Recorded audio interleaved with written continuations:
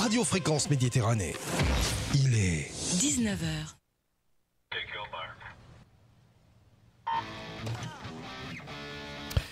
Petit souci sur le générique, les amis, vous inquiétez pas, c'est juste que voilà, j'ai pas calé correctement le générique. C'est du direct, on est parti, il est 19h. Il y avait deux beaux accords de guitare à la distorsion, c'était effectivement, il est 19h, vous êtes dans 100% sport. On est parti pour une heure, un peu plus, on va voir en fonction de l'actualité du jour, de sport avec l'équipe qui m'entoure comme d'habitude. On va le faire dans le sens des aiguilles d'une montre ce soir. C'est mon cher Mika, ça va Mika? Pourquoi on part de là du coup? Je sais pas pourquoi. Parce que je vais bonsoir à tous. Il avait envie de commencer par toi. Je vais prendre plus de temps pour présenter ma stagiaire. Bien sûr, bonsoir. Voilà, effectivement, salut Mika. Et Thierry qui m'accompagne tous les lundis, bien sûr, bonsoir. pour cette émission que tout le monde attend avec impatience. Je vous signale, j'espère bien. Ouais. Bonsoir Thierry. Bonsoir, et puis bien sûr notre spécialiste rugby. Il a de quoi dire ce soir, il est content. Il y a du sujet ce soir. Il y a de l'actualité. Tu verras, je crois que j'ai fait un titre qui est sympathique. Ah ouais, j'aime bien, je l'ai soigné celui-là. Il te le dit avant, je fais un truc sympa. En tout cas, on va pouvoir parler de son copain ce soir. Tiens. Effectivement, comment il s'appelle déjà? Ben O'Keefe. On va parler rugby bien sûr avec JB. Et puis notre jeune stagiaire, toujours aussi jolie, elle nous vient de l'EDJ de Nice, école de journalisme de Nice, elle nous vient aussi de Bourges. Elle nous parlera golf ce soir, c'est Inès. Ça va Inès? Ça va. Alors on va dire ça va, mais je sais que très bien qu'au fond d'elle, elle garde le sourire, c'est une pro. Elle est un petit peu fatiguée ce soir. Voilà, elle a eu un petit week-end de malade, on va le dire à l'antenne, effectivement. Et puis, c'est la période. Voilà. Ou alors elle est sortie. Non, c'est une jeune fille sérieuse. Voilà, donc on est très content. Être sérieux et sortir, hein, c'est pas un problème. C'est vrai, entièrement d'accord avec toi. On démarre notre émission ce soir, 100% sport. On va démarrer tout de suite. On va parler handball. Vous êtes sur Radio Fréquence Méditerranée et c'est 100% sport. D'ailleurs, on va parler handball, tennis, rugby, basket, football et golf ce soir. Voilà, donc on n'a pas. Il nous manque nos trois journalistes ce soir. Ouais. Il nous manque Nathalie, on lui fait un bisou. Ouais. Pascal et Nathan qui est en train de passer son code. Voilà. On lui souhaite heureusement qu'on a. Il passe son code à 19h là. Ah écoute, c'est ce qu'il m'a dit. Si tard que ça. Pour qu'il fasse pas de MMA avec son instructeur. Maintenant le code ça peut se passer à la poste sur une tablette. Oui, ou alors. Ouais, non mais je dirais en pleine nuit comme ça, c'est un peu. S'il faut, il m'a raconté n'importe quoi. Ouais. Je sais pas, ça paraît bizarre quand même, non? Allez, on est parti handball. Puis tu vas voir. Alors lui, c'est spécialiste pour m'écrire des super titres sur le conducteur. Attention, quand tu rencontres le Danemark en finale, méfie-toi car le Dane marque toujours. Ben oui. 4e titre de champion du monde d'affilée. Tu vois, du coup, ton teaser d'avant, il était pas ouf. No comment. Je tente des trucs, écoutez les gars. Plutôt que d'amener un titre en disant le Danemark est champion du monde, ben là, en tout cas, on n'est pas en finale. Non, on a gagné la petite finale. On a battu au forceps le Portugal, qui d'ailleurs, on peut souligner les Portugais qui arrivent au handball. C'était pas. Qui arrive bien en plus, quand même, finalement. Ah oui, non, pas. Puis on les a battus. Le dernier tir, on gagne d'un point. Et le dernier tir, c'est le gardien français le sort parce qu'en fait, il s'est fait assommer par une balle tirée à bout partant sur la tête. Ah bon? Il a évité le but comme ça et on a donc gagné le match d'un point. Ils ont été très coriaces et ils ont très très bien joué. Ils ont perdu en demi-finale contre le Danemark qui donc a gagné dans la foulée sa 4e couronne mondiale d'affilée. C'est très très rare. Sacrée équipe les Danois, hein. Les Vikings là ils y vont, hein. Ils arrachent dur, c'est très très difficile. On était déjà passé en quart de finale, c'était ça, quart de finale au forceps aussi contre la Croatie avec une balle sur un renvoi. On perd contre les Croates en demi. Non, oui, t'as raison, on perd contre les Croates. Qui c'est qu'on a battu déjà? Je me rappelle même plus en quart de finale. Sur la Grèce, la Grèce peut-être. C'est la Grèce. Au millième de seconde. Oui, c'est-à-dire qu'il y a la relance française et Karabatic, le frère Karabatic, il tire du milieu du terrain. Et il arrive à marquer un but parce que le gardien était sorti. Inès, pas du tout. 3 centièmes de seconde, ils ont dû mettre la vidéo au centre. Pour vérifier si le ballon était bien rentré avant le buzzer. Non mais le buzzer, tu sais, c'était pas que les secondes qu'ils ont mis, ils ont mis les centièmes de seconde. Non, mais pour le coup, c'est pas comme au basket. Donc, mais c'est pas comme au basket où tu as le temps pour tirer. Et si tu as tiré avant que ça buzz, c'est bon. Si tu marques le panier, là il fallait que le ballon franchisse la ligne de but avant le fameux buzzer. Et là effectivement, ça s'est joué à pas grand chose. Il restait 3 centièmes. Cela dit, bon, on peut quand même souligner un trait important, c'est que l'équipe de France est en reconstruction, puisqu'il y a quand même Nicolas Karabatic, il y a pas mal d'anciens qui ont arrêté. Et les jeunes ont quand même été plus ou moins à la hauteur, parce que c'est déjà bien d'arriver en demi-finale et d'être médaille de bronze. Voilà, donc on ne peut pas tout le temps gagner. Les Danois, eux, ils sont stratosphériques parce qu'ils ont la même équipe depuis pas mal de temps, et puis ça joue vraiment très très bien. Tout petit pays, mais grande nation de handball. Et puis voilà, donc maintenant il y a le Portugal qui arrive, il y a des nations qui émergent comme ça commence à... Je crois, mais j'ai entendu dire que les États-Unis allaient peut-être faire une équipe de hand qu'ils n'en ont jamais eu, ils vont peut-être s'y mettre aussi. Alors attention, parce qu'en général, les Américains, quand ils rentrent dans un sport, c'est pas pour faire de la figuration. On verra ça plus tard. Mais... Ils y mettent les moyens. On est content ce soir qu'il nous rejoint depuis. Ça faisait un petit moment qu'on l'avait avec nous. Fabrice Ursini, voilà, qui était avec nous ce soir. Merci Fabrice de nous suivre comme d'habitude. J'en profite pour faire une petite annonce. Voilà, tu vois, c'est ça qui est bien, c'est l'interactivité avec nos auditeurs. Il vient avant ça normalement. J'en profite pour faire une petite annonce pour les 12 bandes de Gorbio du dimanche 16 février. Plein premier jour de corso, ils vont s'éclater. Info et inscription en ligne sur www.asgorbio.com jusqu'au 14 février. Départ des marcheurs à 9h et coureurs à 10h. Voilà, limité à 300 dossards. On va le faire venir pour... Oui, il va nous en parler comme chaque année là. Oui, ça devrait passer. Prochaine émission, les amis, je vous le dis de suite pendant que j'y pense. Prochaine émission, dans 2 semaines, nous aurons avec nous Rakib. Oui, très bien. Maxime Brandimar. C'est quoi la date de la prochaine émission ? 29 mars. Non, la prochaine émission, pardon, excuse-moi, dans 15 jours. Dans 15 jours, calculé. Ouais, mais le prochain combat, donc c'est encore au Palais de l'Europe le 29 mars. Ouais, commenté par un génial speaker. Un speaker. C'est une ceinture régionale, les gars. Ça y est, il m'a rectifié mes bêtises. Alors Inès avec nous ce soir, elle veut être future journaliste sportive. Donc il va falloir qu'elle nous voit. Alors tu vois, c'est tout des journalistes sportifs. Nous, on est des défroqués, nous on n'a aucun titre, on s'est improvisé journaliste. Je dirais même des affranchis. Effectivement. On parle rugby et juste après on parlera golf. Tu as des résultats golf à nous donner, ma chère Inès. Effectivement. Résultats du week-end. Tu vois, c'est un sport. Je suis content parce que ça va être la première fois qu'on met le golf à l'honneur. C'est un sport très noble en plus. J'adore. Non, mais attends, d'autant plus que il me semble que c'est le sport qui a le plus grand nombre de licenciés au monde. C'est ça. Ce qui peut paraître étonnant. C'est marrant parce que ça a l'air confidentiel. C'est vrai. Eh ben non.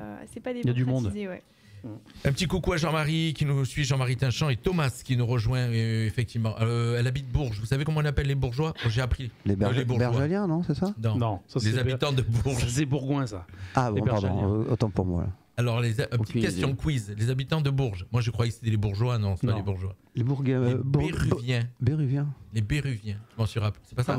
Non. Les Berruyiers. Les Berruyiers. Ah mais oui, les Berruyières là en basket. Oh, ouais, j'aurais dû m'en rappeler. Allez. Une très belle équipe de basket féminine à Bourges. 100% sport sur Fréquence Méditerranée. Tournoi destination France-Galles. Elle a fière allure, cette équipe. Alors, ça c'est déjà mieux quand même. Voilà. Alors là, normalement, je précise, tu devrais dire France-Galles. Elle a oui, mais fière moi, allure. je sais pas chanter. Voilà. Tu fais un effort. J'ai pas forcément le bel organe pour pouvoir le dire. Non, bref. Oui. Quel match. Oui. Bah attends. Quelle entrée on va dire quand même. Déjà, je veux dire que ce soir, on va avoir de quoi parler. Parce qu'il y a le 6 Nations, bien évidemment, mais il y avait aussi ce week-end la phase finale de l'Inextenso Super 7. Oui, bien sûr. C'est quoi ça? Est-ce que quelqu'un sait ce que c'est ça autour de la table? C'est du café, non? C'est du café. Pourquoi du café? L'Inextenso, c'est le tournoi à 7. Alors oui, c'est le championnat professionnel à 7 français. Voilà. Mais bon, je vous expliquerai ça un petit peu Tu nous plus expliques tard. ce que tu veux, on t'écoute. Voilà. Non, on va d'abord parler effectivement du tournoi destination avec 3 matchs. 3 beaux matchs d'ailleurs. On va parler de la France d'abord. Hein. Bon, la France qui a... Tu l'as regardé où le match? À la télé? Oui, ça. D'accord. Mais fatalement à la télé. Mais t'es capable de tout, toi. C'est pour ça que je te pose la question. Si j'ai pas un écran devant les yeux, comment tu veux voir le match? Bref. Non, la France, écoute, gros match. Très grosse première mi-temps. 46 points. Non, 43-0. Alors, c'est rare une Fanny quand même, hein, pour une équipe. Surtout les Gallois. Justement, outre le fait qu'effectivement, en première mi-temps, les Français ont littéralement roulé sur les Gallois. Bon, les Gallois, après, il peut s'y attendre. Hein, on s'attendait à une victoire des Français parce qu'aujourd'hui, le Pays de Galles, c'est un pays qui est une génération un peu plus en difficulté.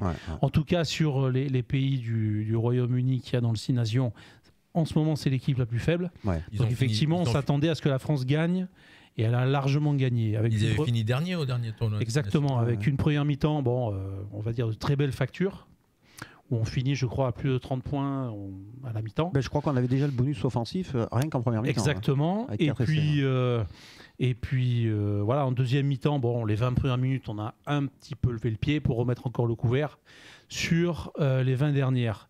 Alors, ce qui est très intéressant, c'est qu'on a eu un rythme assez soutenu. On gagne le match énormément aussi sur la défense, parce que je ne sais pas si vous avez regardé le match, mais en première mi-temps, nos amis gallois, des fois, ils avaient du mal à passer la ligne médiane. Voilà. Ils n'ont jamais enchaîné, en fait. Mais oui, ils ont eu énormément de mal à trouver des marques, à pouvoir jouer des temps de jeu. Ça a été un peu poussif. Alors après, ce qui est très, très, très intéressant pour le 15 de France, c'est qu'on arrive à gagner sans prendre de points. Voilà. Déjà, ça veut dire on fait beaucoup moins de fautes aussi. On n'a pas fait beaucoup de fautes là. Peu de fautes, solide en défense du jeu. Donc ça, c'est une très très bonne chose. Le seul point noir de ce match, au final, c'est le carton rouge que prend Romain Ntamack. Sur l'action, alors quand on voit l'action, on a l'impression que soit il est surpris, soit il veut l'emplafonner. Après, l'action... Ça doit être un mélange des deux. C'est ce que j'allais dire. Pourtant, on va dire que Romain Ntamack, c'est plutôt un joueur qui est tout à fait fair-play. Mais je pense que c'est ça peut-être qui va jouer pour lui. Alors, je pense qu'effectivement, c'est au niveau de la sanction, c'est ce qui le sauvera. Après, voilà, ça arrive des fois que dans le jeu, on n'arrive pas à se baisser, on n'arrive pas à se positionner comme il faut. Qui était l'arbitre ? Mais dis-moi, est-ce que ça existait ce genre de carton pour ce type de faute avant? J'ai pas l'impression. Alors ça existe depuis maintenant, on va dire 3-4 ans. Ouais. Mais aujourd'hui, ce qu'il faut savoir, c'est que les règles d'arbitrage qui sont produites par World Rugby et dans les championnats sont faites aussi énormément pour protéger le joueur. Oui, non, ça peut se comprendre. Après, il y a parfois des moments dans un match où on ne peut pas adopter la bonne position, le bon comportement au bon moment. Et c'est dangereux, et puis c'est comme ça, mais il y a des sanctions pour ça, et c'est pas grave. Mais... Parce que moi, je suis presque étonné, à la limite, qu'il n'y ait pas plus de cartons donnés rouges, parce que ce genre de on ne peut pas dire que ce soit une agression, c'est dans le feu de l'action. C'est difficile, ils arrivent tous plein de ballons là-bas, et c'était quand même des Golgoth. Si tu regardes le match, il y a eu 2 actions dans ce match. Il y en a une où un Gallois se fait sanctionner. Il a pris un jaune. Prend un jaune. Après, sur le bunker, il ne prend pas de rouge, donc il revient sur le terrain. Ouais, parce qu'ils disent que là, il ne s'est pas baissé, il a fait aucun Par geste contre, Ntamack, quand tu regardes son action, c'est vrai qu'elle est un peu plus dangereuse, parce qu'il prend vraiment la tête du joueur pleine face. Et là, il a considéré qu'il y avait une dangerosité qui était nettement plus importante, d'où le carton rouge. Voilà. Après, je pense que Ntamack, c'est pas un joueur méchant, c'est pas un joueur qui a des antécédents. Donc, je pense qu'au niveau de la commission de discipline, ils vont pas le sanctionner. J'espère que ce sera un match. Mais voilà, normalement, c'est ce qui devrait arriver. Après, on verra ce qu'on va nous sortir. Donc là, apparemment, Galtier est en train de rappeler Jalibert. Alors là, effectivement, il y a un débat pour avoir éventuellement Ramos en 15 derrière et puis Jalibert à l'ouverture. Parce que bon, alors, c'est bien, tu me fais un peu la transition du truc. Ah ouais, je t'en prie. Maintenant, on va passer sur le match du week-end prochain, qui est en Angleterre, qui est à Twickenham. Alors par contre, les résultats, non, nous, il y a la France qui a gagné. Les autres résultats, s'il te plaît. Il y en a eu d'autres. J'y arrive, mon cher ami Jean-Luc. Donc, deuxième match dont on peut parler, c'est l'Irlande qui recevait l'Angleterre. Autre très très belle affiche. L'Irlande, ancien, qui doit défendre son titre, ils ont remporté le tournoi l'année dernière. Et puis nos amis anglais qui sont depuis quelque temps un peu en dedans, mais qui en même temps veulent se refaire la cerise, veulent montrer qu'ils sont encore là, que le 15 de la Rose a encore quelque chose à dire. Et effectivement, au vu du match, puisque les Irlandais ont gagné 27-22, ce qui n'est pas non plus une flamboyance. Ils n'auront pas marché dessus. Une flamboyance extraordinaire. On a remarqué que les Anglais, c'est solide. Les Anglais, ils ont su faire déjouer les Irlandais sur la majeure partie du match, parce que c'est un match qui se décante dans les 20 dernières minutes. Donc on va dire que les Anglais, ils ont pratiquement fait jeu égal avec les Irlandais pendant 80% du match. Physiquement, ils ont eu du mal à tenir après. Non, moi je dirais que plutôt physiquement, ils ont été vachement présents.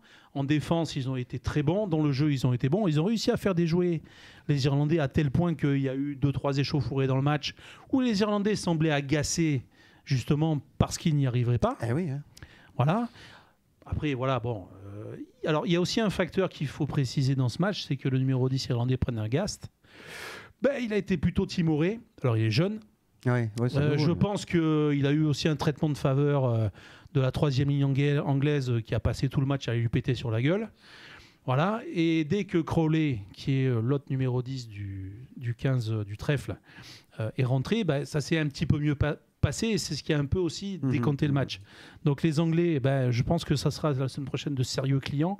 En plus, chez eux, à Twickenham, je pense que ça va faire une très très belle partie. Et puis ils veulent certainement aussi laver la fronde il y a 2 ans où on les avait défoncés à 53 ils seront revanchards et je pense que ça sera des clients. Moi je mets un billet sur la France. Je mets un billet sur la France. On met tous un billet sur la France. Mais ce que je veux dire, c'est pas parce que voilà, on a roulé sur le Pays de Galles et qu'on se déplace chez nos amis anglais qui sont un peu en dedans.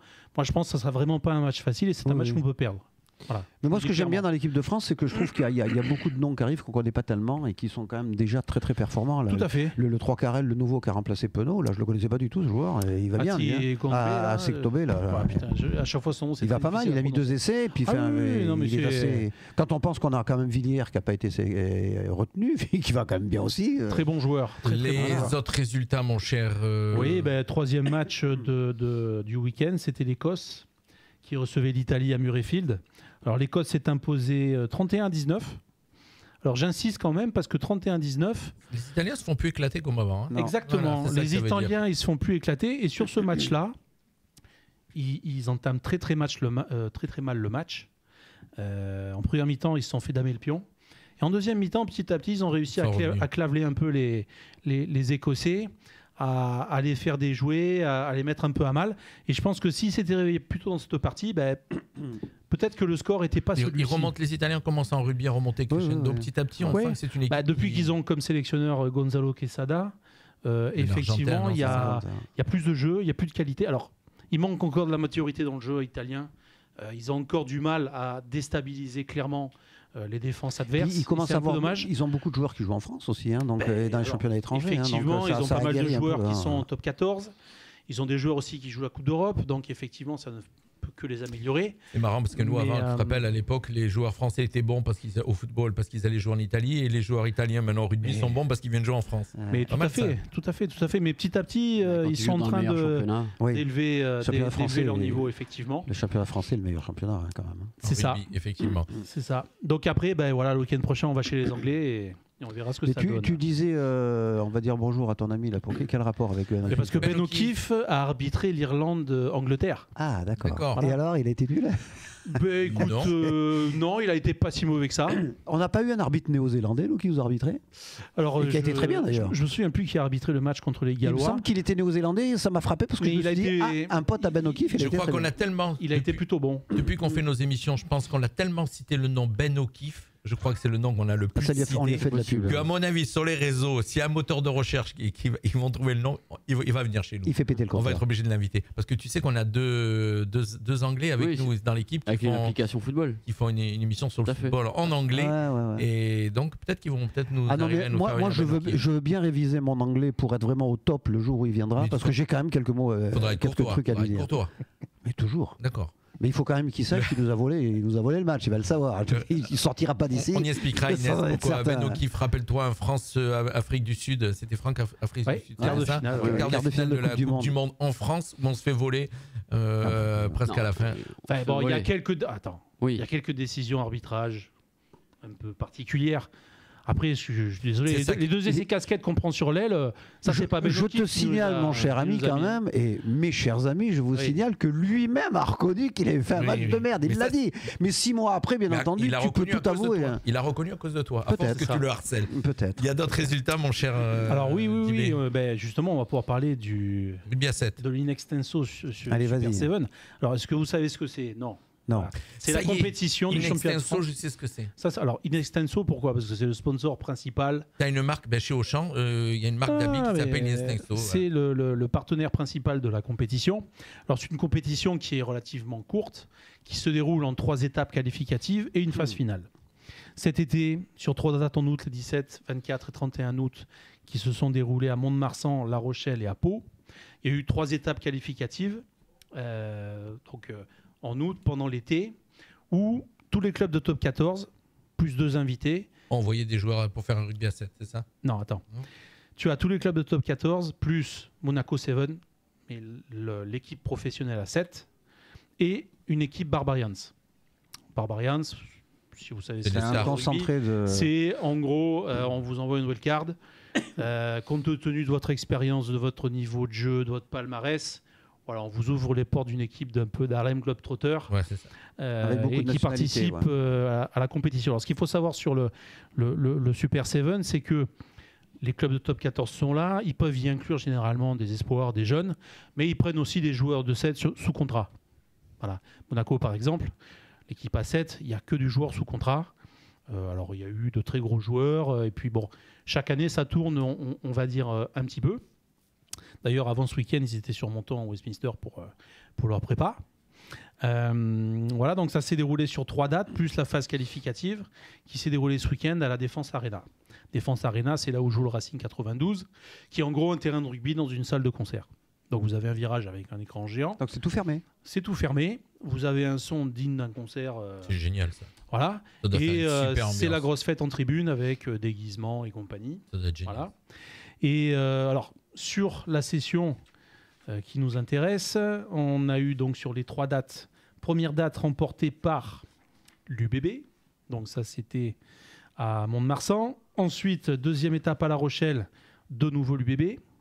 Et enfin, troisième étape à Pau, c'est Monaco qui remporte la journée. Donc au final, on a un classement. Les 8 meilleures équipes participent à la phase finale, qui se déroulait donc à la Défense Arena, et remportent le tournoi les Barbarians. Voilà. Donc comme quoi, c'est pas parce que tu remportes l'une des étapes que tu finis, je dirais, en haut de l'affiche. Voilà. C'est un peu comme le... C'est des matchs de 2 fois 7 minutes très spectaculaires. Faut 10 poumons parce qu'on est sur terrain. Ça arrête pas. On est sur terrain normal à 7 contre 7. Ah, puis le terrain est grand, quoi. C'est un terrain. Le terrain est grand, ouais, c'est clair. C'est un peu ce que. On l'a découvert aux Jeux Olympiques. Effectivement. Tu as suivi Inès, les Jeux Olympiques? Un peu, oui. Oui, quand même. J'espère. Tu vas être journaliste sportive, un minimum. Il n'y a pas de golf d'ailleurs aux Jeux Olympiques. Si, il y a du golf. Si, il y a du golf. Ah bon? Ah oui, quand même. Et France, bien sûr, médaille d'or, on se rappelle. Voilà. Rugby à 7. Pardon? Ah oui, on est champion olympique, tout à fait. Cocorico. Avec Dupont et Antoine Zegdar qui est d'ici, de chez nous. De Monaco. Voilà, tout à fait. Donc voilà, et d'ailleurs Monaco a déjà remporté, a déjà été champion de France du Super 7 in extenso. Mais cette année, c'est les Barbarians qui ont damé le pion, et d'ailleurs c'est la deuxième année consécutive qui remporte la compétition. D'accord. Voilà. Au niveau top 14, il y avait des matchs, non? Top 14, il n'y avait pas Pro D2 non plus. Pro D2. Si je peux annoncer un peu du local. Oui, bien sûr. Alors l'AS Monaco est allé perdre à Pézenas 25-17, 4e au classement. Et ensuite, Grasse est allé perdre au SO Miavois. 38-22, un peu plus en difficulté les Grassois, ils sont 10e au classement.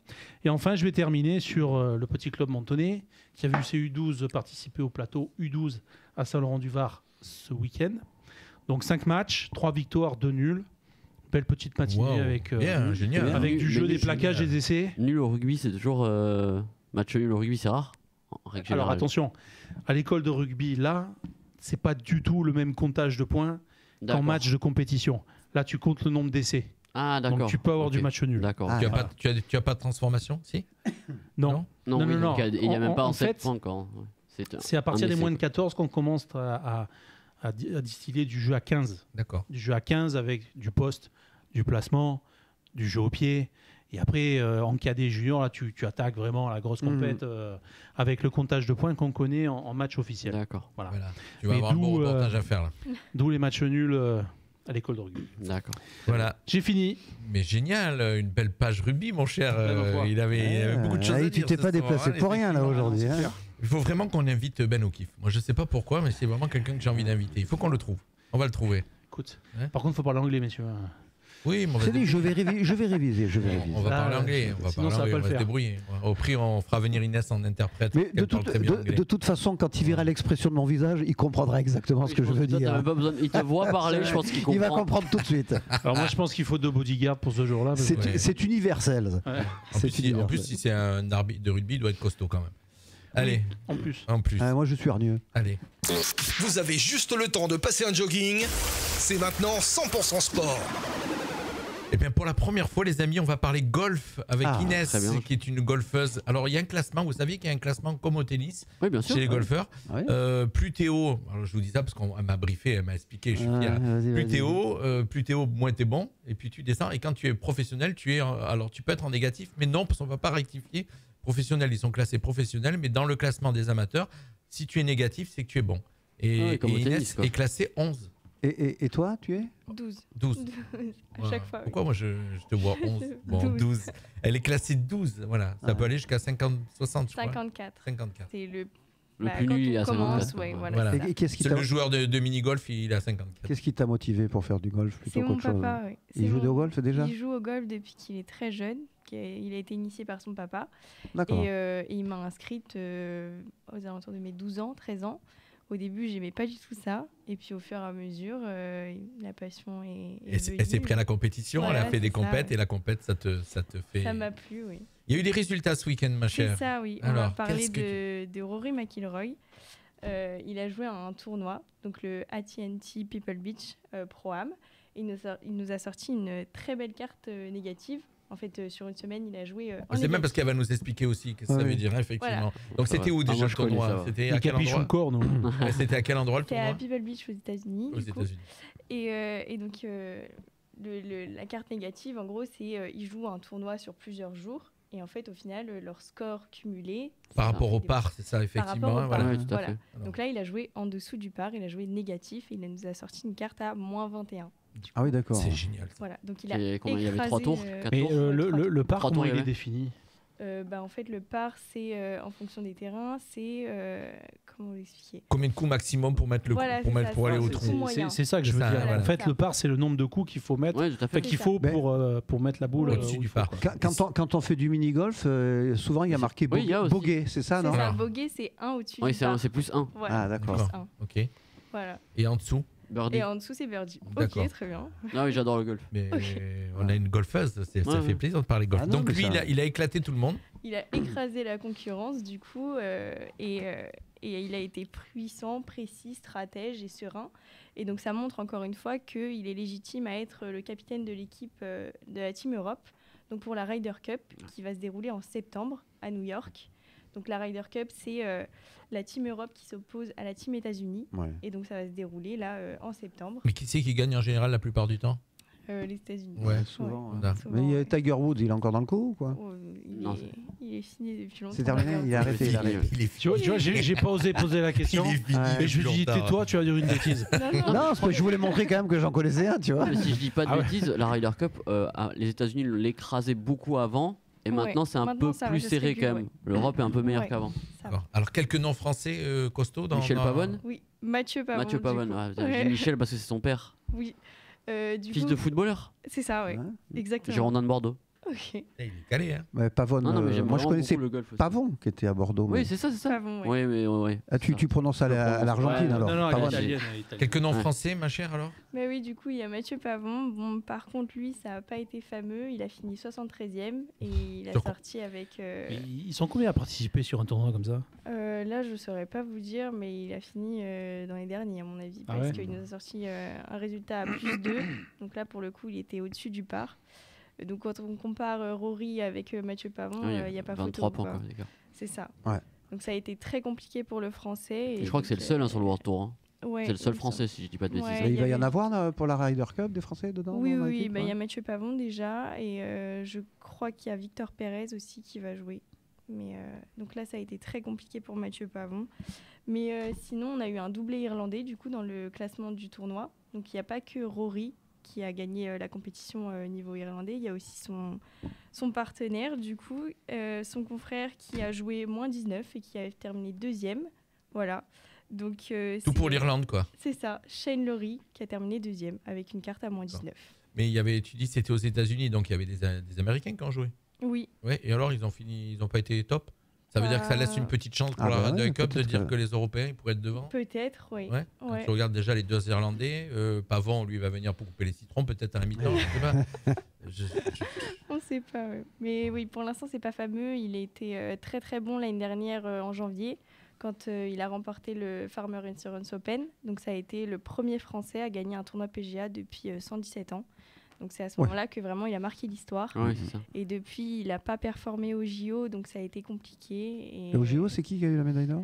JO, c'était... Notre Irlandais, il était dans le coup là ou quoi? C'était Scotty Scheffler, oui. Voilà. Il a gagné la médaille. Je n'ai absolument pas entendu parler. Écoute, je ne savais pas. Moi, j'ai pas trop vu qu'il y avait un résultat de golf au JO. Donc, comme quoi, on n'a pas. Si, ça fait partie des. Voilà, effectivement. Mais effectivement, elle me l'avait dit, effectivement. Un petit coucou à Chika Chachan. Je ne sais pas si tu connais, qui nous regarde. Voilà, donc pas du tout. Donc, il faut. Oui, excuse-moi. Des fois, il y a des nouveaux auditeurs par rapport aux gens qu'on reçoit aussi ce soir. Le golf, tu as d'autres résultats à nous donner? Ouais, on a eu le retour du coup du numéro 1 mondial, Scotty Scheffler, qui s'était blessé à Noël. Donc le médaille d'or aux Jeux Olympiques. Oui, voilà, et donc il est numéro 1 au classement mondial et il a été blessé pendant les fêtes de Noël, un accident domestique. Apparemment, il a reçu un coup de dinde.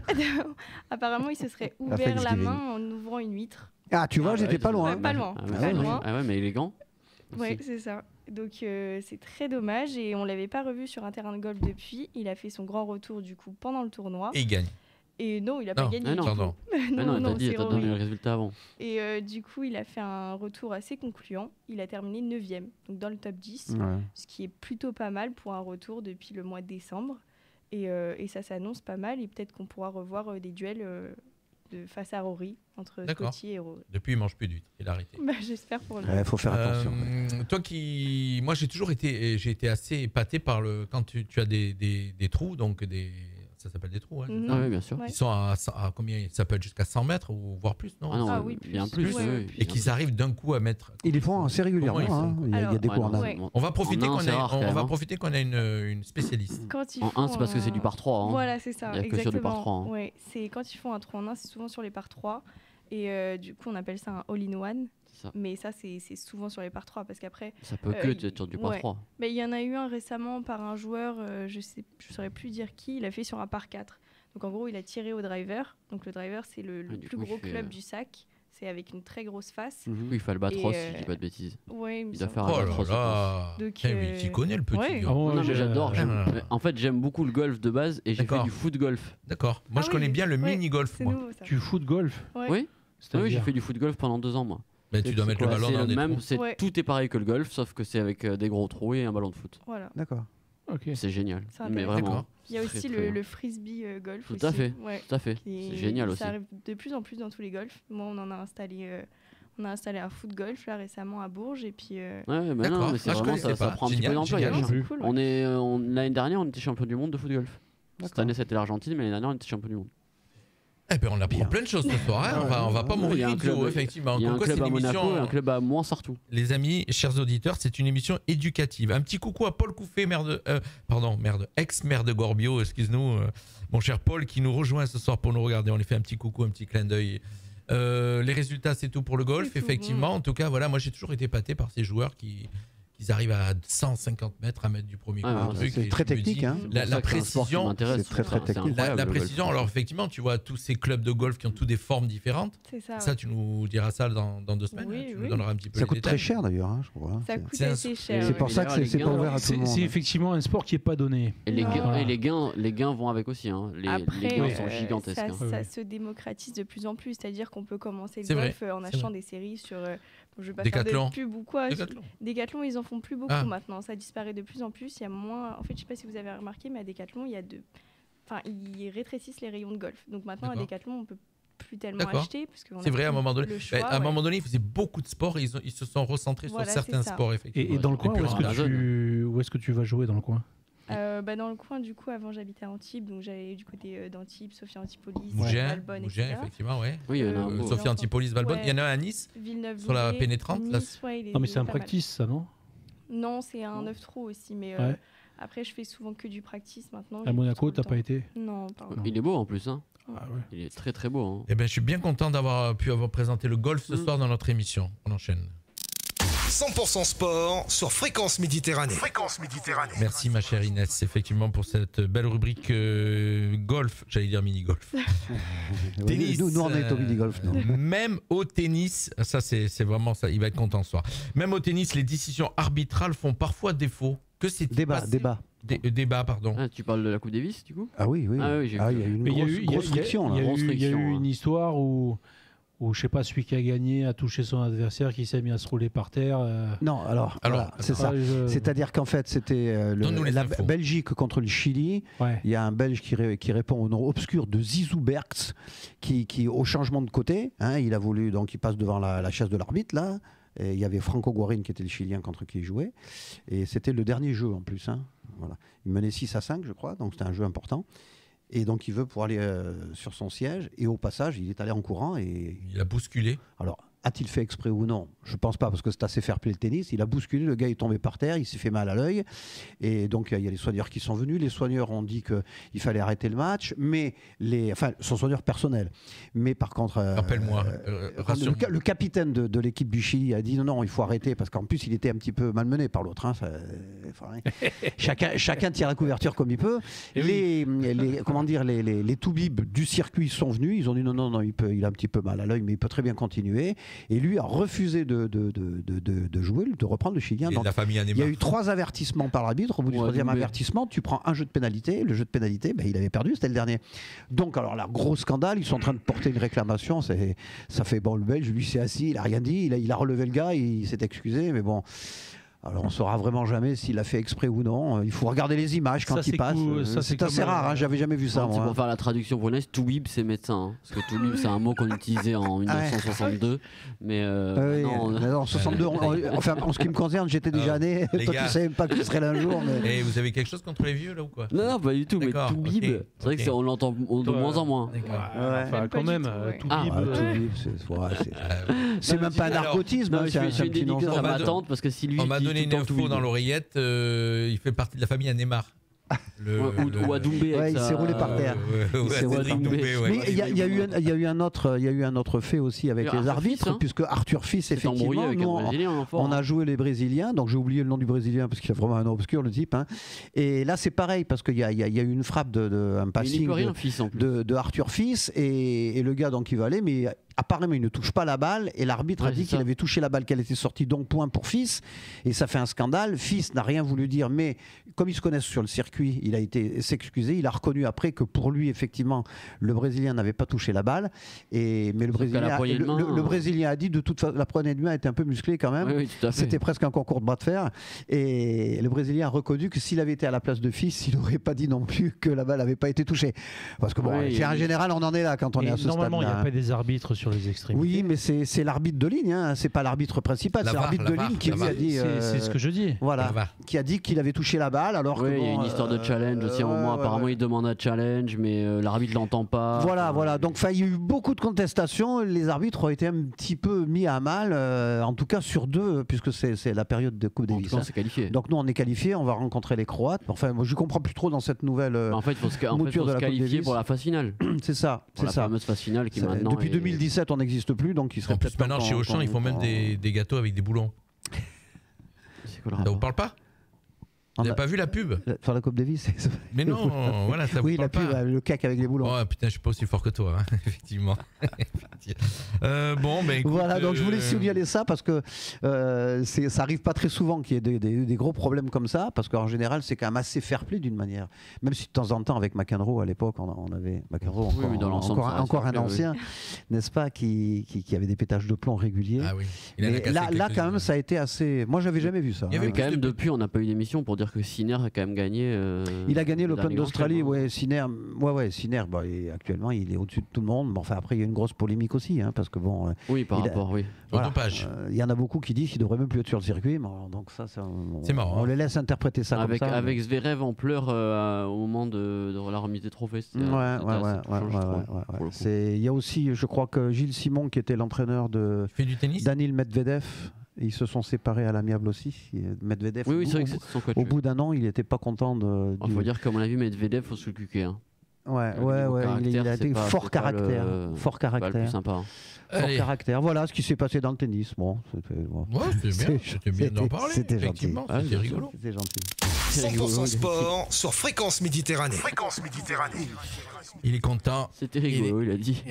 C'était bien, c'était rigolo. De voir un type quand même en embroucher un autre au moment où il passe pour aller s'asseoir. J'avais jamais vu ça. Comme ça, il y a des sports où il y a des tricheurs. Basket, il y en a peut-être dans ce sport-là, je sais pas. Basket, malgré une cascade de blessés, Monaco enclenche une série de victoires. Oui, il fallait, parce qu'ils avaient enclenché une série de défaites. Là, ils avaient pris 3 défaites d'affilée. Et puis là, ils ont fait 3 victoires d'affilée. Notamment une contre le Real de Madrid, qui est quand même assez notable. Puisque le Real de Madrid, même si cette année, ils sont un petit peu moins bien, tout le monde l'a reconnu. Eux-mêmes le reconnaissent d'ailleurs. Mais c'est quand même le Real de Madrid. Ils commençaient à revenir un petit peu mieux. Et nous, on a stoppé tout ça parce qu'on avait pris une sacrée dégelée chez eux là-bas et là on a gagné de 7 points je crois, mais ça a été un match de défense, c'est-à-dire qu'on a vraiment empêché de jouer, parce qu'il nous manque quand même Eli Okobo, il nous manque Jordan Lloyd, ils sont blessés tous les deux grosses gâchettes, c'est-à-dire que c'est au minimum 30 points à eux deux pratiquement assurés à chaque match, c'est quand même difficile de se relever de ça. Et puis on a fait vraiment un match de Golgoth, quoi. On a bien défendu, tout le monde a joué, même Bégarin est rentré. Pour vous dire, le petit jeune qui d'habitude ne rentre pas, il est rentré. Corneli a été très bon, Tarpé aussi. Enfin, ils ont vraiment bien joué. Calates est en train de monter en puissance. Je crois que c'est surtout lui qui nous a le grec qu'on avait acheté pour un petit peu densifier le jeu de Monaco, parce que c'est un gars qui pue le basket, quoi. Il sent le basket, il sent le jeu forcément à 36 ans, mais il a une façon de distribuer le jeu qui est à nul autre pareil. Et donc on a battu le Real. Dans la foulée, on avait battu Bologne chez eux, donc 2 victoires d'affilée, ce qui fait qu'on est toujours 3e en Euroleague. On a une grosse semaine puisqu'on rencontre dès mercredi l'équipe de Baskonia, avec 2 anciens monégasques, Shiva Moneke et Dantaol, qui vont revenir. C'est une équipe de où ça ? C'est une équipe espagnole. D'accord. Une espèce de Baskonia Gasteiz. C'est pas loin de la frontière. Et ils sont bons ? C'est des Basques. Ils sont en Euroleague. Ils sont en Euroleague. En Euroleague, ils sont tous bons. Faut pas croire. C'est une équipe qui est malheureusement pas dans la première moitié de tableau, mais c'est une équipe. Si tu penses que tu vas gagner facile, il y a tout faux, tu vois. Rappelle-nous, Monaco, ils sont combien sur le classement ? Monaco, on est 3e pour l'instant. On rappelle que c'est les 8 premiers qui sont qualifiés pour les playoffs. Les 6 premiers sûrs, et après 7, 8, 9, 10, il y a des barrages. Pour en récupérer 2 et pour aller au play-in. Ça se rapproche de plus en plus de la Ligue des Champions. C'est ça. Maintenant. C'est ça. Donc si on est dans les 6 et surtout si on est dans les 4 premiers, on a déjà l'avantage du terrain. C'est-à-dire que l'avantage du terrain, ça veut dire que tu joues les 2 premiers matchs chez toi, tu fais éventuellement les 2 autres là-bas, et selon les résultats, s'il y a une parité de résultats, ex-aequo, tu viens faire le dernier match chez toi, ce qui est quand même un avantage. Même si l'année dernière, on avait fait le dernier match chez nous contre Fenerbahçe et Calates, et on avait perdu. Effectivement, ce qui est bien aussi, c'est que c'est pas une question de points, c'est une question de match gagné. Je veux dire, tu peux gagner. Il y a voilà. Même si c'est d'un point. On aura l'occasion tout à l'heure de parler, là, dans un instant, quand on va faire le football, de parler effectivement de cette formule qui est beaucoup mieux, moi je trouve. Franchement, oui, c'est assez surprenant. Mais pour nous, club français, bien sûr qu'elle est mieux. Non, je suis pas sûr qu'on peut juger. En tout cas, les premières phases sont peut-être plus intéressantes. On va en parler. On a fini. Voilà, c'était le basket. Le basket, pardon. Et je terminerai juste en disant que dans la foulée, on a battu aussi l'équipe de Gravelines Dunkerque. Bon, peut-être pas non plus des foudres de guerre. Ouais. On est chauvin, on parle que de Monaco. C'est parce que on a la chance d'avoir une grosse équipe juste à côté, quoi. Voilà. Sport régional, on est dans la région. Franchement. Puis ça joue. C'est pour le sport régional. Ça joue bien. Je dirais même que Monaco, ça joue grave. Et hier soir, ça jouait Gravelines. Voilà. Bon, moi, je tente des trucs. Il est content. Alors, Il a fait ça de l'acte de merde, il est content. Voilà. Parce que hier, il n'y avait pas Mike James, il n'y avait pas Okobo, il n'y avait pas Jaïté, enfin même s'il était là, mais il n'a pas joué, il n'y avait pas Jordan Lloyd, et on a gagné avec presque 30 points d'avance. C'était la balade intégrale.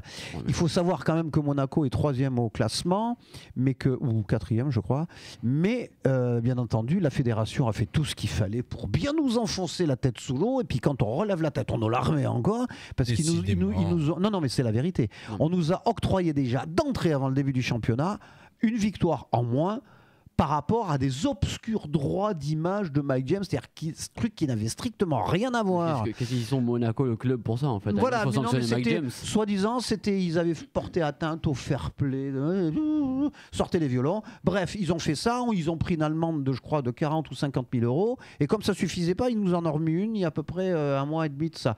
Voilà, donc on se traîne comme un boulet cette défaite qu'on n'aurait jamais dû avoir, parce que sans ça, on serait pratiquement en tête. Oui, ex aequo avec les autres, certes, parce que Paris est très bien cette année. d'ailleurs, je vous le dis en mille, moi, je suis persuadé, tout est fait pour que Paris soit champion cette année. Il n'y a qu'à regarder les arbitrages, c'est absolument impressionnant. Ils ont un totem d'immunité qui est terrible. Je pense qu'ils ont une grosse salle. Il faut que Paris soit champion. Donc si Monaco doit gagner, et je pense qu'ils ont les moyens, il faut qu'ils soient vraiment au-dessus, mais alors au-dessus. Parce que sans ça, au niveau arbitrage, on n'y arrivera pas. C'est pas possible. Mais vous pensez que c'est vrai ça, les amis? De quoi, l'arbitrage? Moi, je le dis. Alors je m'y connais pas assez. Non, je dis ça parce que j'ai un collègue pour le foot, il me sort tous les week-ends, c'est la même chose. Des fois, on voit des trucs quand même terribles. Le match de Benfica, on était en foot. Je passe au foot aussi, mais des fois, il y a des trucs incroyables. Oui, il y a des énormités. Mais en basket, de là à dire que sur une saison complète, après, je pense que oui, il y a des petites consignes qui sont glissées, je pense, toujours. Tu sais, moi, je suis juste derrière la table de marque, donc je suis vraiment pratiquement sur le parquet, donc je vois vraiment bien les choses. Alors oui, effectivement, je le dis à tous ceux qui nous écoutent, je suis partiellement chauvin, bien entendu. Donc mon discours peut être un petit peu teinté d'un chauvinisme pro-monégasque à mort, c'est vrai, mais quand même, il y a des trucs incroyables. Nous, si notre coach... Donc là, avant, c'était Obradovic, si c'est Spanoulis. S'il a le moindre malheur de regarder l'arbitre en lui disant, quand même, poum, direct, c'est technique. L'autre, il s'est permis de rentrer sur le terrain et de faire presque des fucks et patins coup fin. Rien, quoi, je veux dire. C'est quand même incroyable. Bon. Il y a Ezonia, là, la grosse gâchette de Madrid. J'aurais pas dû le relancer. Non, mais là, je suis chaud comme la braise. Amenez-moi Ben O'Keefe. Je vais me le faire au pot de fraise, là. Non, et le Real de Madrid, Ezonia, qui est un excellentissime joueur, à un moment donné, il est parti en disant à l'arbitre comme ça, il a râlé. Il a pris une technique, il continuait à gueuler sur le truc, il en a pris une deuxième, synonyme d'expulsion. Et au moment d'être expulsé, il voulait venir frapper l'arbitre qui était une femme. Alors les amis, quoi qu'il en soit, j'avais jamais vu non plus. On termine avec le basket. On a reçu il y a pas longtemps, c'était la saison dernière, on a reçu Frexel Fourfon. Frexel, qui était là d'ailleurs, il est là tous les matchs. Voilà, effectivement, qui est le speaker de la Roca Team. Excellent. Et normalement, je suis en pourparlers pour recevoir une Roca Girl. Nous aurons la chance. Bien. Voilà, les Roca Girls. Ça, c'est une bonne idée. Une bonne idée, non? Féminiser cette émission. Même malade, il va venir, je vais la sienne. Allez, on enchaîne. Vous êtes sur Radio Fréquence Méditerranée et c'est 100% sport. 100% sport. Allez, Silo. C'est tellement cliché. T'en as pas marre de nous mettre ça à chaque fois là? Non. D'autant plus que vous en avez pris de Anis, je veux pas dire. Oui, c'est vrai. Alors, je lis c'était mérité en plus. Je lis d'abord le titre et je vais te faire plaisir dans 2 secondes. Le titre de notre rubrique. Et si l'Olympico venait finalement remplacer le Classico, effectivement.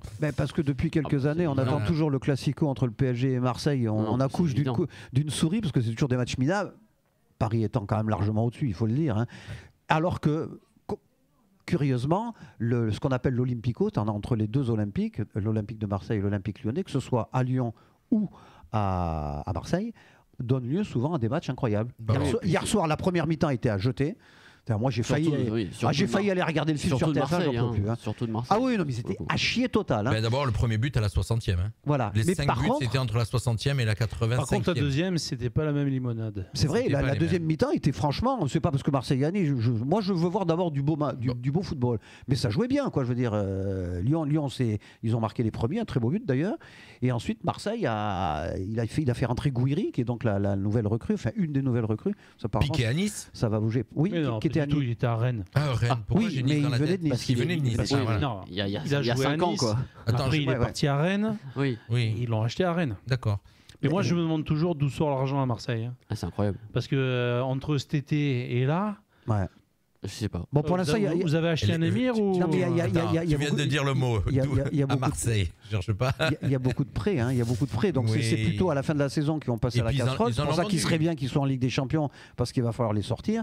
Mais après, attention. Moi, je vous dis, j'ai quand même un de mes cousins qui est dans le. Non, mais en tout cas, depuis un peu dans l'organigramme marseillais. Ça se parle de plus en plus quand même que.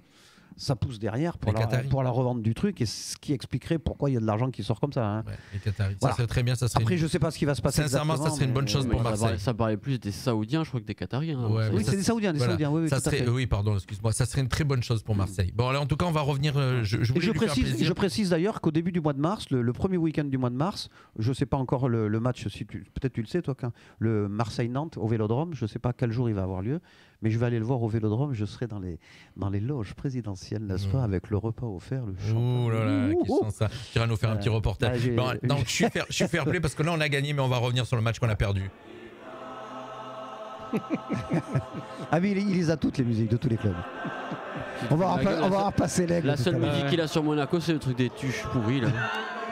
Qu'est-ce que tu me dis? Il le sort tout le temps. Écoute, tu voulais lui faire plaisir. Écoute, il n'y en a pas 40 000, hein, à part te mettre l'hymne de Monaco. Ils n'ont pas de musique à Monaco. Il y a une hymne qui est composé par un connaissance. Oui, un mec d'ici, vraiment. Oui, tout à fait. La prochaine fois, je pas trouvé terrible, Monaco, je te ferai plaisir. Je l'ai pas trouvé terrible. En tout cas, là, c'était pour faire plaisir. Je vais voir s'ils veulent pas que je leur en fasse. Les amis, je suis fair play. On a perdu 2-0 à Nice. Voilà, tu voulais dire un mot là-dessus? C'était mérité. Oui, écoute, beau match. Effectivement, je pense que le petit Brassier a signé son arrêt de mort. C'est fini pour Brassier. Brassier qui est parti, donc il est déjà plus là. Il est à Marseille, il est à Rennes. À Rennes. Voilà. Ouais. Mais c'est bien Brassier, dommage. Je pense que c'est un bon joueur. Hein. Ah mais complètement. Mais d'ailleurs. Mais comment tu peux ne pas supporter la pression? Tu le sais quand même en allant à Marseille. Il y a la pression et la confiance. C'est pas une question de pression, c'est qu'à un moment donné, quand tu es sur un terrain, t'es pas obligé d'être toujours nickel chrome. Ouais, non mais là il a fait des bourses quand même énormes. Non mais il fait un contrôle qui. Les amis, elle a été voir le match Nice-Marseille. Oui. T'étais pour qui? Dis la vérité. Pas vraiment d'équipe. Assume-toi. Elle était pour Bourges. Voilà ça. Non, c'est parce qu'avec le DJ, étant donné qu'on est en sport, on a un abonnement en fait à l'année. D'accord. Et donc. Il y a Nathan sur le terrain. Ils savent plus comment le remplir. Mais d'ailleurs, j'ai une question. Nathan. Il n'était pas sur la conférence de presse après le match. Oui. Parce qu'à un moment donné, j'entends un mec qui pose une question. C'est quoi cette voix? Je la connais cette voix. Mais cherche pas, il y en a beaucoup de questions, c'est Nathan. Ok. C'est bien. Oui, c'est bien. Oui, tant mieux. Non, mais écoute, beau match. Je pense qu'effectivement, dans le jeu, l'Olympique de Marseille était un peu apathique, notamment au deuxième mi-temps où ça jouait à la baballe au milieu. Ça a été assez improductif. Moi, ce qui m'inquiète, comme tu dis, ce qui m'inquiète même à l'Olympique de Marseille, c'est qu'ils ont c'est toujours en dents de scie. Ils vont faire des super matchs, et puis le match d'après, tu comprends pas pourquoi. C'est-à-dire qu'en première mi-temps, souvent la première mi-temps, honnêtement, ils jouaient arrêtés quoi. Les remontées de balles de Balerdi, c'était vraiment surtout te bouscule pas. Ils sont rentrés au vestiaire, il n'y en a pas un qui transpirait quoi. Donc moi, je me mets à la place de De Zerbi. Comment tu peux faire un match aussi important? Non mais attends, il y avait même pas, je sais même pas s'il y a eu un tir quoi. C'est un truc de fou. Après, je pense quand même que le milieu de terrain de l'OGC Nice a fait un gros match. T'es toujours sur Nice, toi? Oui. Et pourquoi t'étais sur quoi, toi? Mais il est revenu sur Lyon. Parce qu'il a fait un transfert Lyon quand même. Nice, ça fait. Il est revenu à Marseille-Lyon. Non, on est sur Nice. On est sur Nice, effectivement. Moi, j'étais sur Nice. D'accord. Non, milieu de terrain niçois a clavelé le milieu de terrain un peu marseillais. Ils ont pressé très haut Nice. Santa Maria, super pioche. Oui. Il a fait un super match. Moi, je l'ai trouvé impeccable. Puis après, on a été réaliste. Voilà, bon après, cette fois-ci on a gagné. Ils n'ont pas fait le même match contre Toulouse. Et je reconnais, moi qui avais été voir le match au Vélodrome, donc Marseille-Nice, qui était au Vélodrome, avec mon petit-fils d'ailleurs, je reconnais que Nice mérite. Marseille a gagné 2-0, mais Nice était quand même largement au-dessus que Marseille. Ils étaient meilleurs. Ils ont eu ils ont réussi à marquer 2 buts, ils les ont tués, mais si Nice aurait fait match nul, c'était pas volé en tout cas. Ok, vu le match. Et Marseille, non, c'est Nice, je veux dire, hier a fait un match nul contre Toulouse. Ouais, ils se font remonter à la 85e, mais bon, je pense que là aussi, il y a de l'erreur de défense. Tu parles de Nice, là? Oui, tout à fait. Oui, Nice-Toulouse, ouais. Voilà, en tout cas, Marseille, pardon, on va parler de Monaco. Marseille, Marseille, ils ont fait une deuxième mi-temps magnifique. Mais les deux équipes ont fait une belle mi-temps parce que quand Tolisso marque le but, franchement, dans les 3-4 minutes qui suivent derrière, s'il y en a un deuxième, il n'y a rien à dire. Hein. Rouli a sorti un truc terrible. Oui, par contre, j'ai vu le résumé du match. Ils ont vraiment de la chance d'avoir un bon gardien. Marseille. Ils ont un bon gardien cette année, franchement. Ils ont un très bon gardien. Ils ont une belle équipe, même on peut dire. Et c'est pour ça que j'arrive pas à comprendre qu'ils aient pu faire une première mi-temps aussi soporifique. Parce que c'était vraiment. Alors, juste une aparté. Je voulais juste revenir sur Marseille-Lyon quand même, c'est qu'on n'en parle pas, mais il y a une injustice quand même complète. Il y a Pierre Sage qui a été licencié de ses fonctions à Lyon sans raison apparente. Oui, parce qu'ils sont pas mal placés. Et ils ont pris l'ancien entraîneur du Milan AC. Exact. Qui s'est fait limoger. Qui était parti à Milan. Il est resté 2 mois ou 3 mois à Milan. Qui n'avait pas de bon résultat à Milan en plus. Mais apparemment, ça sort du. Enfin, en gros, ils se sont croisés, ils se sont bien aimés, et l'autre, il a fait sauter Pierre Sage. De toute façon, Textor était un petit peu allumé sur les bords, le président. Je pense que ça l'amusait pas tellement d'avoir un entraîneur qui a un nom qui soit pas redondant, alors que le mec faisait vraiment du bon boulot. Il oublie vite que l'année dernière, Lyon. Il a sauvé la baraque. Il a sauvé la baraque complètement. Personne s'y attendait en plus. Il fait un début de saison où il est déjà qualifié en Europa League. Il est 5e, 6e. Il était trop sage. Était pas non plus. Mais ils sont même plutôt bons, les résultats. Non, mais c'est juste que le président, je te dis, malheureusement, à Lyon, c'est un président qui travaille un peu au coup de tête, au coup de cœur. Donc il a vu Fonseca, ils sont bien rien entendu. Il a dit bon bah ok. Après, ça n'a rien à voir par rapport à Fonseca. Je veux dire, bon, lui, il cherche un poste. Voilà. Lui, il peut rien. Mais allez, juste avant votre avis sur la Ligue des Champions, un petit passage sur Monaco. Oh Monaco, oh Monaco. En plus, il sort les tuches le dernier. Puisqu'on parle aussi de la valse des entraîneurs, j'ai vu que cet après-midi, l'entraîneur de Reims a été Elsner. Il a été limogé aussi. Alors Monaco qui allait très mal et puis qui commence, ça y est, qui revient un petit peu. Mais Monaco a fait un très mauvais passage. Oui, mauvaise période. Mais après, mauvaise période. Mais c'est ça. Mais bon, en tout cas, mauvaise période, ils sont 3e. Donc moi, j'aimerais bien que à 3 points derrière. Écoute, je pense que c'est bien comme depuis au moins 4 ou 5 ans. Pour les 3 derrière Paris, ça se jouera dans les 5 dernières journées. Je crois que là, on tient à peu près notre quatuor. Mais ça se jouera dans le sprint final. Moi, je mets Lille. Lille marche bien. Lille est Monaco. La seule équipe française qualifiée directos pour les 8e de finale. Nice 4e, c'est ça. Non, 5e. On a peut-être trouvé un avant-centre intéressant. Vous vous rendez compte, on a quand même 3 équipes. Biarrette là. Mika Biarrette qui a signé de Sturm Graz en début de mercato. Et qui met un triplé en. Qui arrive à Monaco, c'est ça? Qui met un triplé en 8 minutes. 5 premières places. On va compter Monaco dans la PACA. 5 premières places. 3 équipes PACA quand même. Monaco, on les compte du Sud. 3 équipes du Sud. Ça veut dire que le football, il est vraiment chez nous. Et là, ça veut dire quoi? Donc tu as 4 équipes qui vont en Ligue des Champions. C'est la 4e qui fait le barrage, c'est ça?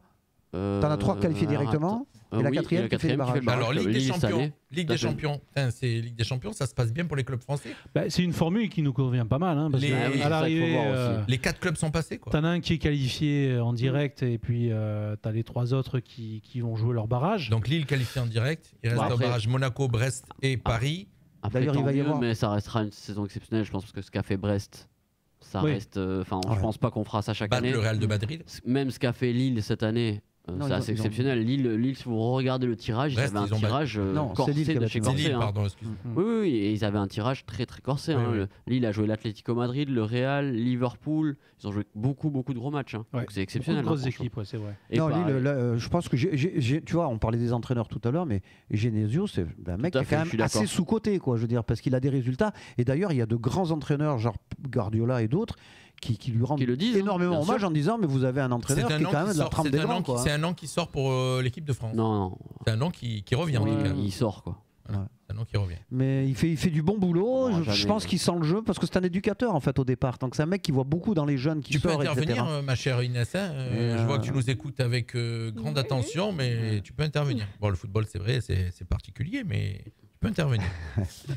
Donc Ligue des Champions, barrage. J'ai vu les barrages. Bon, donc club français, j'ai pas trop compris, mais Monaco va retaper Benfica. Comme c'est le même principe que le basket, en fait, le problème c'est que en gros le 9 et 10e rencontre entre le 25 et 26, donc il y a un tirage que entre 4 équipes. C'est un sacré hasard, quoi. Et ainsi de suite. Donc en fait, de toute façon, Paris était obligé de rencontrer ou Brest ou Monaco. Voilà. Quoi qu'il arrive, Paris était sûr de prendre une équipe française. Mais pourquoi? Parce que par rapport au résultat. Par rapport au classement, ce que je viens de te dire. Oui, bien sûr. En fait, le 9 et 10e rencontre le 25-26e, le 11 et 12e rencontre le 23-24e. Et automatiquement. On va dire que. Brest, avec un point de plus, pouvait éviter Paris Saint-Germain. Voilà, Paris a eu chaud aux fesses. Oui. Ils se sont réveillés. Sur la fin, non. Ils ont fait les 2 beaux derniers matchs qu'il fallait faire. Mais sur les 2 derniers matchs, oui, voilà. C'est surtout City a eu encore plus chaud aux fesses que Paris. Oui, mais surtout que City menait quand même. Si on se rappelle, City menait 2-0 contre Paris, quoi. Et puis il n'y avait rien à dire en plus. Et ils ont eu franchement une réaction d'orgueil qui a été assez. Mais City à la mi-temps du dernier match, ils étaient éliminés. Oui. Dembélé, les amis. Et ils viennent de prendre, excuse-moi, et je termine ça, ils viennent de prendre 5-1 contre Arsenal en plus en championnat. Pep, il est complètement. Si c'était pas Pep Guardiola, il aurait dégagé depuis longtemps, je vous le dis. Mais là, tu te demandes s'il n'y a pas. Parce que franchement, quand tu vois l'équipe sur le papier, ça fait frémir tout le monde. C'est inexplicable. Moi, je pense que c'est dur de sortir. Vestiaire, non? Ouais, et puis après, je pense que c'est dur de sortir une saison où tu as fait tripler. Il faut se rappeler que l'année dernière, City fait tripler.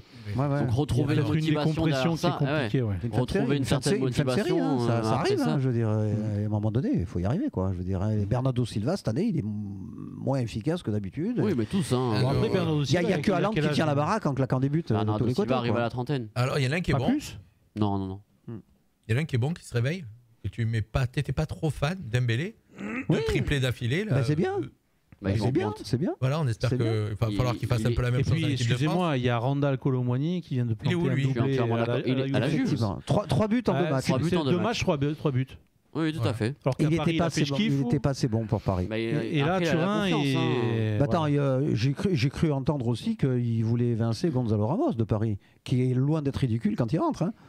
Moi, je ne comprends pas trop Luis Enrique. Quand je vois donc Kolo Muani, Dembélé et Mbappé, donc, qui sont titulaires en équipe de France, qui vont revenir sur la prochaine liste, Mbappé, que je savais très bien que je n'aime pas, mais qui s'est réveillé. Oui, de belle manière. Et puis il est en train d'en trouver vraiment des vraies jambes. Et il est en train de revenir à son meilleur niveau, donc on le voit au Real, ce qu'il est en train de faire. Oui, bien sûr. Ça, on verra. Moi, j'attends le prochain match de l'équipe de France avec impatience pour voir l'équipe de France comment elle va jouer. Avec des joueurs qui sont en train de revenir. Franchement, si on arrive à récupérer le Mbappé qu'on a connu il n'y a pas si longtemps que ça encore, avec un Dembélé qui enfin commencerait à concrétiser les actions supersoniques qu'il est capable de se créer tout seul sans personne, là ça peut faire mal, parce que ce mec c'est un avion de chasse quand même. Il va se poser une problématique, bah oui, parce qu'aujourd'hui là ça fait bien un bon mois que Dembélé joue en pointe. Il joue au même poste que... Et Mbappé joue en pointe à Madrid, donc du coup... Ça fera 2 pointes. Ouais, mais en fait, tu peux les mettre tous les deux devant. Hein, je veux dire. Et à ce moment-là, tu densifies le milieu du terrain. Hein, ça serait pas mal non plus. Hein. Avec un Rabiot qui quand même commence à prendre beaucoup de coffre. Moi, je suis plus inquiet pour le milieu de terrain de l'équipe de France. Parce que Rabiot, mais au final, Tchouaméni, Kamavinga, par contre, ça va beaucoup ça va moins moins bien. Ça va même, après, il faut voir les autres, les Fofana et tout ça, s'ils sont encore dans le coup. Parce qu'on a quand même de sacrés joueurs au milieu. Alors, bizarrement, les amis, on a réussi à faire l'émission normalement. Donc, en 1 heure, on est arrivé au bout. Qu'est-ce qu'il y a comme info de foot à nous donner encore, Mika? Moi j'ai juste hâte de savoir, parce que j'espère qu'on va savoir d'ici peu, de savoir où va essayer de se relancer Paul Pogba. C'est quelque chose qui m'intrigue. Alors, on va le savoir ce soir, là, jusqu'à minuit, non? C'est ça? Ah non, Pogba est libre. Il a Pogba, c'est un joueur libre. Tu peux l'embaucher quand tu veux. Ouais, exactement. Alors, est-ce que vous le voyez arriver? Parce que ça n'arrête pas. Moi, je ne vois pas qu'on n'arrête pas de l'annoncer à Marseille. Est-ce que vous le voyez arriver? Moi, j'y crois pas trop. Pourquoi? Mais pour le mettre où? Salarial. À un moment donné, parce que Pogba, c'est pas un joueur à 50 000. Il va peut-être arriver à 0, mais alors j'ai regardé là où il était, il prenait 8 millions d'euros. Actuellement, le plus gros salaire, j'ai été regarder aujourd'hui, le plus gros salaire pour l'instant de l'Olympique de Marseille, c'est Rabiot. 6 millions et demi sur l'année, 500 000 euros par mois. 500 000 balles par mois. En fin de compte, le budget, donc j'ai été regarder le budget salarial de l'Olympique de Marseille par an, c'est 60 millions d'euros. Ouais. Actuellement. C'est costaud. Non, mais bon, d'où sort l'argent, est toujours pareil. Après, attention, McCourt a de l'argent. Hein. Voilà, McCourt a de l'argent. Et je vais te dire, ils remplissent le stade. Déjà. Oui, certes. Oui. Non, mais après, tu prends un mec comme non, mais il y aura Pogba, pas à Marseille. Un Rongier, machin. Chaque match, c'est plusieurs millions d'euros qui rentrent dans les caisses par rapport à un match. Voilà, en tout cas. Non, je vois pas. Je sais pas. Moi, j'y crois pas trop. Après, tout est possible. Après, je pense que Pogba est prêt quand même à faire des gros efforts, je pense. Pour jouer avec Rabiot. Non, je pense pas du tout. Parce qu'après, pour jouer tout court dans n'importe quel club aujourd'hui, ça serait pas une si mauvaise idée parce que effectivement, au niveau de la visibilité, Marseille est quand même un sacré tremplin par rapport à l'équipe de France. Deschamps qui a quand même beaucoup d'acquaintance avec Marseille puisqu'il les a entraînés. Donc comme ça, juste à brûle pour point, plutôt que d'aller dans un club avec beaucoup d'exigences où tu sais pas trop où est-ce qu'il en est parce que physiquement ça fait un moment qu'il joue pas. Peut-être que Marseille serait mieux. Moi, je vais aller voir. Toi, tu y crois, toi? Je crois pas un instant. Après, est-ce que Marseille a vraiment besoin de lui? Bizarrement, je le vois signer dans un gros club, je le vois signer à City. Ou... Est-ce que tu crois que Marseille a besoin de Pogba, toi? Moi, je suis pas persuadé non plus. Du tout. C'est ce qu'on est un peu en train de dire, entre parenthèses. Aujourd'hui, un mec comme Pogba, il y a une stabilité au milieu à Marseille aujourd'hui, quand ils ont trouvé entre Hojbjerg, Rongier et Rabiot. Non, moi, je te dis, effectivement, je suis peut-être un peu de l'avis de Mika, peut-être en Angleterre. Moi, je le vois à City. Peut-être en Italie. Ouais. Voilà. Le truc, c'est qu'en Italie, je le vois pas où. La Juve ne le reprendra pas, ça c'est sûr. Ah bah non, puisqu'il a résilié. À Ventimille ou Bordighera. Donc après, non, mais tu vois un club comme le Milan qui est un peu en dedans cette année, qui peut avoir du mal. L'Inter, ils en ont pas besoin. Ou alors après des clubs type Atalanta, Fiorentina. Après, Pogba, c'est surtout pour la saison prochaine, parce que là, du mois de mars on peut donner le tirage qui sera la semaine prochaine, quand même des barrages de Ligue des Champions. Ligue des Champions. Il y aura Brest-Paris, Sporting Dortmund, Juventus PSV. Il y a quand même un énorme Manchester City-Real Madrid. Ça c'est un gros match. Bruges-Atalanta, Glasgow-Bayern, Monaco-Benfica et Feyenoord-Milan. Et suite à ça, tous ces clubs-là, tous ceux qui passeront iront en 8e de finale. Alors Monaco-Benfica, c'est match aller où? À Monaco. Alors, là, il y a un truc aussi à revoir, hein, parce que c'est vrai que le match, tu y étais, j'y étais aussi. On avait été un peu volé quand même. Alors, prochaine émission, on mettra aussi, on va commencer à faire notre pari, notre statistique, comme on fait les paris, comme on aime bien, sur la Ligue des Champions. Voilà, on va attendre que les barrages soient passés. Et c'est quand ces matchs de barrage là Voilà, on va mettre mercredi prochain. Voilà. La semaine prochaine. Et moi je vois bien dans le dernier carré encore là, j'ai une équipe que je suis depuis quelques temps, c'est l'Atalanta. C'est une très très bonne équipe. Ah oui, dernier carré quand même. Ça joue je la vois dans le dernier carré. Oui, ça joue bien, mais ils sont déjà qualifiés pour les 8e, je crois, l'Atalanta. Non, ils sont en barrage. Ils sont en barrage. Mais je sais pas pourquoi. On est arrivé au bout, les amis. Bruges. Merci à tous. Merci Inès d'avoir été avec nous, de découvrir notre émission sport, de tout ce qu'on raconte, de bêtises. Merci Thierry. Voilà, merci tout. Et on se donne rendez-vous dans 15 jours. Je vous ai dit, dans 15 jours, on aura avec nous, merci à ceux qui nous ont suivis jusqu'au bout. On aura Rakib Mohamed Radji, donc champion de France poids mouche. Mohamed Radji. Rakib Mohamed Radji. Ah, il s'appelle, d'accord. Voilà, okay. Rakib Mohamed Radji, champion de France poids mouche. Il sera avec nous pour nous parler de sa ceinture qui va jouer en WBC, poids mouche bien sûr. Et on aura avec nous Maxime et certainement son entraîneur à Rakib, Doudou. Ah, il vient Doudou, c'est bien ça. Normalement, il sera là aussi. Et nous, on se revoit aussi mercredi pour l'émission Ciné Focus de cinéma sur Jodie Foster. Jodie Foster. Si ça vous intéresse, vous pouvez écouter Jodie Foster. Clarisse. Jodie Foster, qu'on aurait bien voulu inviter d'ailleurs, parce qu'elle est souvent. Elle habite à côté. Français d'ailleurs, tiens. Elle habite du côté. Et dans le dernier True Detective, j'aime bien. Ouais. Allez. Remarquable actrice. T'aimes bien le film? C'est la série. Allez les amis, bye bye à tous. Ciao. Bonne soirée, salut.